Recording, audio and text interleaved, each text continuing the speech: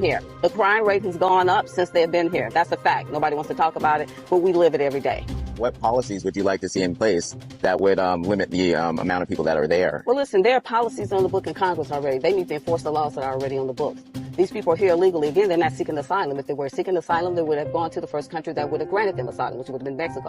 What I would like to see them do, if they're here illegally, they need to go back to their country of origin, and that's immediately. We have no allegiance to these folks, okay? We don't care where they're from. Does the Democratic platform seem to satisfy your needs as far as what you'd like to see with our immigration policy? What platform is that? They don't seem to have a platform. They seem to have open borders. Everybody can come here. Listen, people live in their homes. You have a home or you have an apartment. Do you have a front door on your home? Yes, I do. Do you have a back door? Yes, I do. Are they locked? They lock. Are you locking because you're racist? No. You're locking because? I'm protecting my 4 children that I have at home. Exactly. Same thing with our borders, okay? It has nothing to do with racism. We have to protect our sovereignty. Yep. We have to protect the citizens here. We have to protect our homeland. And so we have to close those borders. Absolutely. By any means necessary. Building a wall is an excellent idea. Look at the DNC convention. They built all kinds of walls of security. They have all kinds of police. They wanted to defund the police. They didn't want police protection. But listen, when it comes to them, it's always hypocrisy, built into it. Why is it that you get to come here? You ain't put no money on the books, no taxes, bled no wars. You've contributed nothing intellectually here. And you get to come here, you get all these resources that the average American can't. What about our homeless children? What about our veterans? This is the game right now. Wow. So all of those things are connected, and it starts by not giving the children the resources that they need because you're still in the money. So you have these immigrants coming in.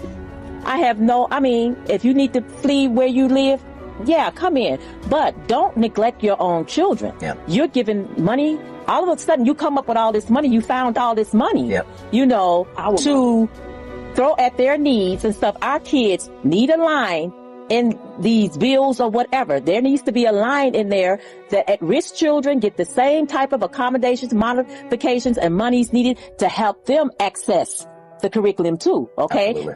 Do not leave our American children out. Everybody says that the Democratic Party, has an agenda behind bringing immigrants over because they can no longer depend on the black vote.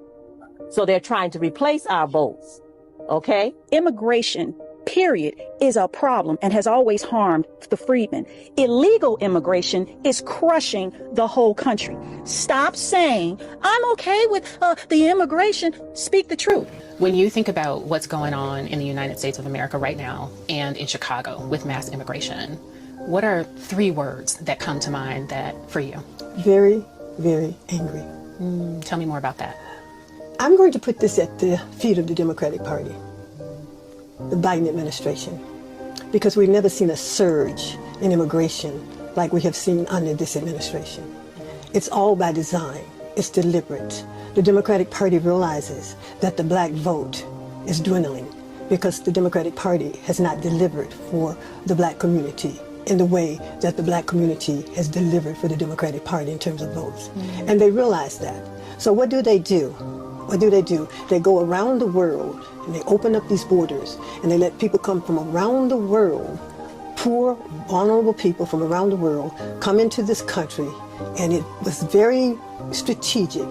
You let them go into cities like New York. You let them come into cities like Chicago. You let them come into cities that where there's a large black population. Now, they're all over the city of Chicago, but the majority of them now in Chicago are on the west and the south side of Chicago.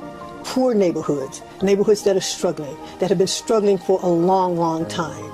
So you bring these people into Hyde Park, you bring these people into South Shore, they put them in a hotel literally right across the street from me. They're paying no rent. Their food is being provided for. They don't even make their beds. They have a maid to go and make their beds every day. How do I know? Because I live on the 25th floor and I can look right down on that hotel every day, every night, and I see what's going on. We don't want them in our community. Let them go back to where they came from, because it's my position that if you have a problem with your country, then you stay and you make it better by fighting that government, making your government do what it needs to do by its people, because that's what we do in this country. That's what I've been doing all of my life. I don't have any place to run to. America is my home. It's my country. We built it. When the buses started rolling in, a lot of the American citizens, black citizens, did not realize what they were here for. But once that they got here, they started to bring them into the black community. And we started to do research, and that's when I found out that it was Kamala Harris that opened the borders up in California and allowed all the gangs, the Mexican gangs, to come across. And they took Compton and all the other black cities, similar to what we're seeing across the United States today.